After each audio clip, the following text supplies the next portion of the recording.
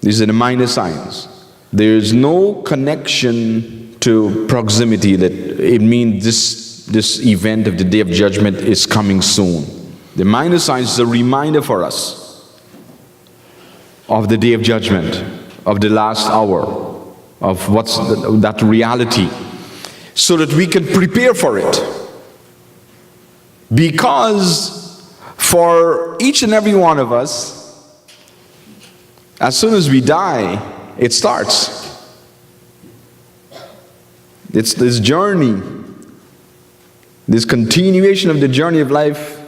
It's after we die, there's nothing more we can do for the Day of Judgment. So it is near. So Allah subhanahu wa ta'ala says, اِقْتَرَبَ لِلنَّاسِ حِسَابُهُمْ.